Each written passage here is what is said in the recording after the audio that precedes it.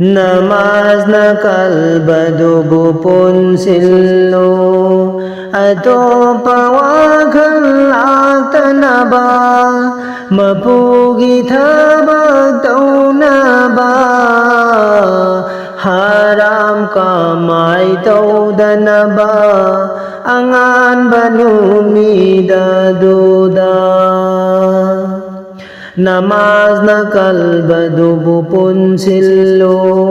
Atopa wakhal aktanaba Mapugi thabak taunaba Haram kamay taudanaba Angan banumida duda Zikar na ruhu punsillo Atopa wakhal aktanaba Halal kamay taunaba Mawat ki saza fangdanaba Halam kamay taunanaba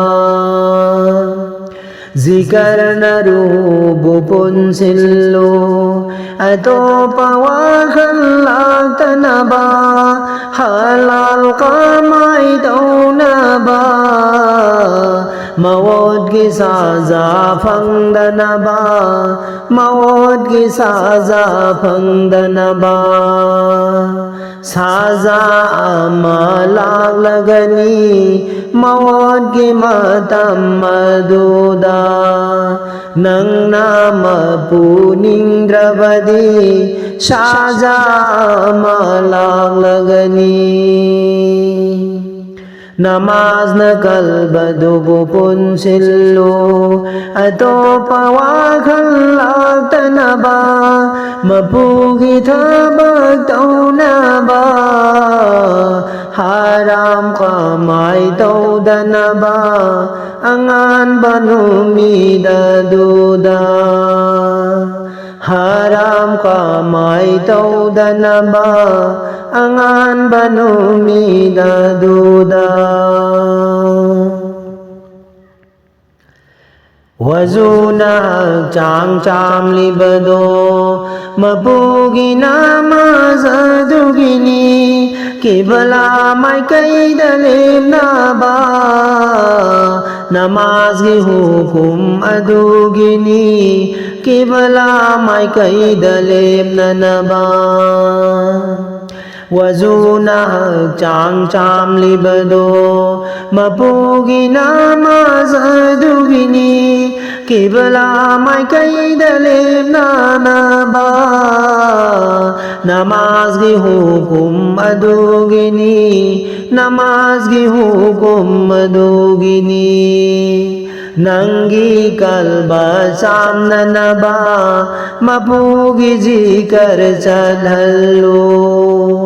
Nangi kalba samna naba Mapugi zikar chadhallo Qalba qulub taunaba Mapugi zikar chadhallo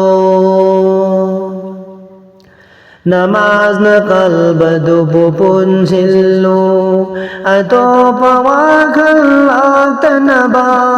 Mapugi thabak taunanaba Haram kamay taudanaba Angan banumida duda Haram kamay taudanaba Angan banumida duda Baitul mamur gimangal na Kibla aduda dhamli bani Momil ki kalbaduda yauna ba Nang naamal taudraba Mangal adudi phanglaroy Baitul mamur gimangal na Kibla aduda dhamli bani Momin ki kalbaduda yauna ba Nang